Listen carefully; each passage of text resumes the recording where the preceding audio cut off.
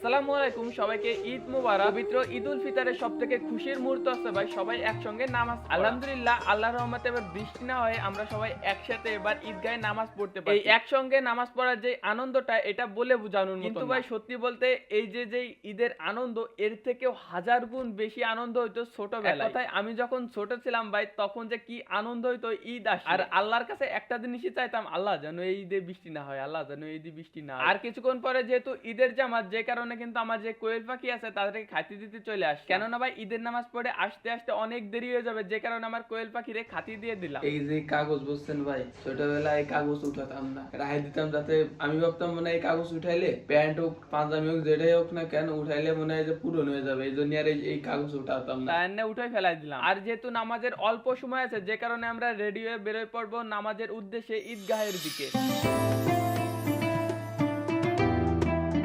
ঈদগাহে ঢোকার সময় ভাই চোখের পর একটা জিনিসই বাসতেছে, আমার সেই ছোটবেলা। কারণ ঈদের নামাজ শেষ হবে, আব্বা বৃষ্টি ঠাওয়া যাবে, ওই ঠাওয়া ভাই নিজের মন মতন সবকিছু কেনাকাটা করব। আর এখানে নামাজের যেহেতু টাইম হয়ে গেছে সেই কারণে হুজুর আমাদেরকে নামাজের যে নিয়মগুলো আছে সেগুলো শিখায়। আলহামদুলিল্লাহ, এরপর আমাদের ঈদের নামাজ শেষ হয়। ঈদের নামাজ শেষ করে ভাই শুধু একটা জিনিসই ভাবতেছিলাম, ইস ঈদ যদি আর 2 দিন পর হতো তাহলে ভালো হইতো ভাই। আবার ভাই ঈদ আসার আগে ভাবতেছিলাম কবে ঈদ আসবে, কবে ঈদ আসবে।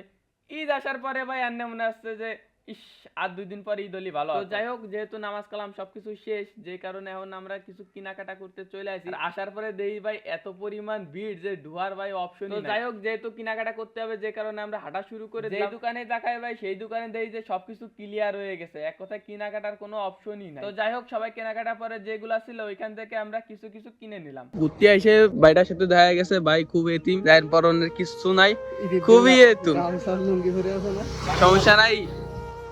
আসলে এতিমদেরকে কিছু দান করাই হলো একটা মহৎ মানুষের কাজ। আমি আর ও ভাই এতিম মানুষ না খাতে পারি আসছে, তো ভাই এতিম ভাই হ্যালো নেন ভাই, ডলার ছাড়া নিই না।